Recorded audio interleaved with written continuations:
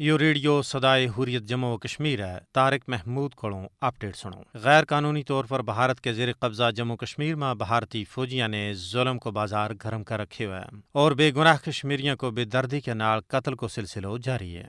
سری نگر میں بھارتی شفاق فوجیاں نے اپنی ریاستی دہشت گردی کی تازہ کارروائی کے دوران تلاشی اور محاصرہ کے بہانے مزید ایک معصوم نوجوان نا ماورائے عدالت قتل کر دیتا ہے۔ مقبوضہ کشمیر میں بے گناہ لوگوں کو خون گزشتہ 7 دہائیاں تو مسلسل ڈولے جا رہے ہیں اور انہوں نے اپنی حریت پسندی کی وجہ نال بھارتی ظلم و تشدد کو سامنے ہے۔ مقبوضہ علاقہ میں بھارتی حکومت نے اپنے فوجیاں نہ کالا قوانین کے تحت بے پناہ اختیارات دے رکھے ہیں اور انہوں نے کشمیریوں کا قتل کی کھلی چھوٹ ہے۔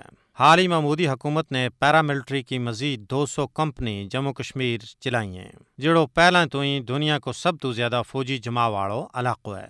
مقبوضہ کشمیر میں 5 اگست 2019 کا بھارتی غیر قانونی اقدام تو بعد 368 کشمیریوں نے بھارتی فوجی شہید کر چکے ہیں، جبکہ جنوری 1989 تو 13 مئی 2021 تک 95,790 کشمیریوں نے بھارتی فوجیوں نے شہید کی ہوئے ہیں۔ محاصرہ اور تلاشی کی کاروائیوں کے دوران گرفتاری، تشدد، پان توڑ اور لوگوں نے تنگ کرنا مقبوضہ علاقہ میں روزمرہ کو معمول ہے۔ بھارتی حکومت نے کشمیریوں کا مطالبہ آزادی پر انہوں نے اجتماعی طور سزا دینے کو طریقہ کار اختیار کر رکھے ہوئے ہیں۔ مقبوضہ کشمیر میں حریت پسند جماعتوں نے انسانی حقوق کی سنگین خلاف ورزی اور شہریوں کا زیر حراست قتل میں ملوث بھارتی فوجیوں کے خلاف عالمی عدالت انصاف میں مقدمہ چلانے کو مطالبہ کی ہے۔